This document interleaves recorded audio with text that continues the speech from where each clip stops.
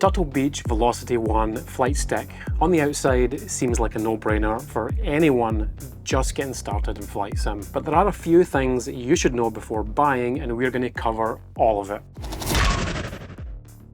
Let's start with the features. This Turtle Beach stick is possibly the most feature-packed currently on the market, and at the price, that's a massive selling point that more than makes up for some of its shortcomings. It's perfect for flight and space simulation with games like Microsoft Flight Simulator, Elite Dangerous, Ace Combat, DCS, X-Plane, Warthunder and Star Citizen. On this stick you'll find two throttle or flap levers, both with detents at either side of full, which have a nice smooth action. But more on this later. 12 programmable buttons with an 8-way POV hat switch and a joystick style button on the top, which I really love. There's a flight configuration wheel which can be super useful as a trim wheel. It actually works really well as a trim wheel, better than the trim wheel on the Honeycomb Bravo. It's responsive and it just it does what you tell it. The only issue I see is that you have to be a bit careful when using it due to the buttons on the right and left hand side. It has a 3.5mm headset port, probably geared more towards the Xbox user. Obviously Xbox and PC compatible, but when you first turn this joystick on and plug it in, it's actually in Xbox mode. So if you're on PC, you need to use the ring around the center to choose the PC mode. The joystick will then restart and you're good to go on PC. It looks like it's got around 15 to 20 degrees of deflection, so that's 30 to 40 all in. And that's about standard for something like this. It also has a Hall effect sensor, so it's quite accurate and smooth, and it should last the lifetime of the stick. You have rudder twist and also a rudder lock option. So if you have rudder pedals already, you can turn it off digitally. It has 3 hard mounting points, which are important, and that's something that we'll talk about soon. There's a mini clickable touchpad. I haven't found much use for it, but it could be very handy for VR users and Xbox users. On PC, playing with a 42-inch monitor, I have to give it quite a few swipes to get it across the screen, but it's still a handy addition. All the ports are USB-C with a USB 3 to the PC. I reckon these might be for some sort of future product. There's a flight management display on the head of the stick. That's for doing things like changing profiles. And talking about profiles, I found the precision profile just a bit more user-friendly in Microsoft Flight Simulator. This will differ game to game though. There's a control ring in the center of the base, and that's used for navigating the management display with a click on the left and right hand side. It's got the standard Xbox buttons on the bottom center. And finally, it's ambidextrous, which means you can swap this over for right or left hand use, which is a great feature, and it opens it up to a more authentic flying experience depending on which planes you like to fly. To add to that, you can adapt the height using this, which makes it good for any hand size within reason. Now the design and build quality. Overall the build quality is quite good.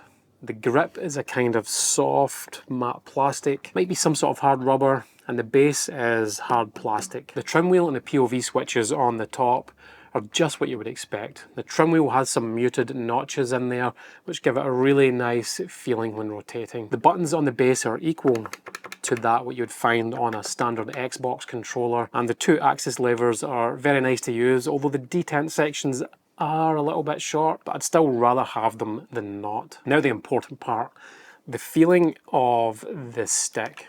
Now it does have a bit of a detent as you cross that middle section. It's mildly muted. I don't find this got in the way at all. It compares to the detent that you would feel on the Thrustmaster Warthog stick, maybe a little bit sharper than that. It's also a little bit sharper than the Thrustmaster TCA side stick, but it does have more tension. Now this could be a good or a bad thing depending on what you like. Now for the base, this is good in some respects, but there is a bit of an issue, and it could be a deal breaker for some. The actual quality of the base, look, the quality of the base, it's fine. It falls in line with the rest of the stick, but it's just too light. You see, as soon as you go to full deflection on the forward and back axis, there's a bit of a lift. Now, I actually like the spring tension, so I wouldn't change that, but I think the base needs some more weight in there. As I've said earlier, it does have hard mounting points on the bottom. So there's ways around this. It's semi-compatible with the mounting plates on the Next Level Racing Flight Sim Pro. You'll get the 2 front bolts in, but not the single rear bolt, but that's enough to secure it. There's also a desk mount you can buy on Amazon. I'll put a link to that in the description. Keep in mind, if you fly with one hand,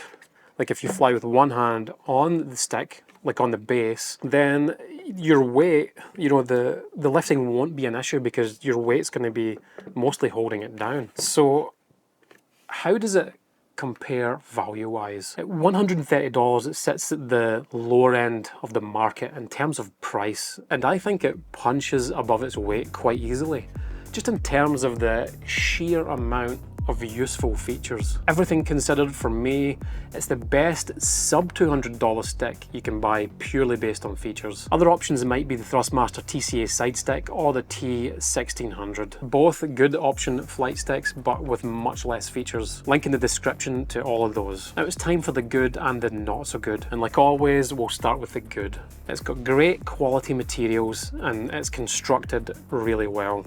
It feels super smooth.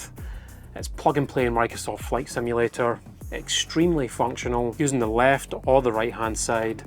It's adjustable for different sized hands.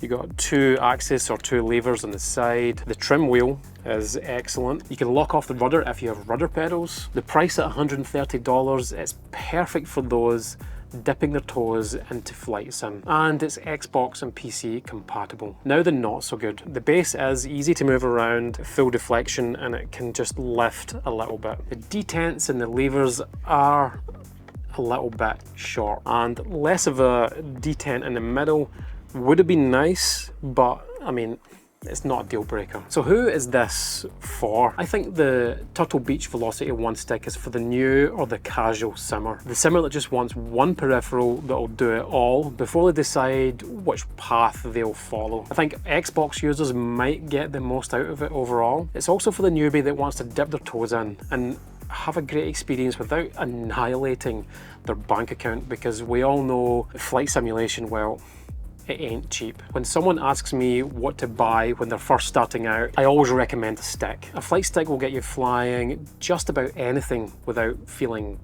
awkward. This VelocityOne stick, even with some of its shortcomings mentioned, has so many features with a great build quality, and even on top of that, the plug and play nature. This is the stick I recommend to anyone looking to get started with a budget of up to $200. It's built to last, and it's got everything you'll need to have a good experience in the sim without having to spend a fortune.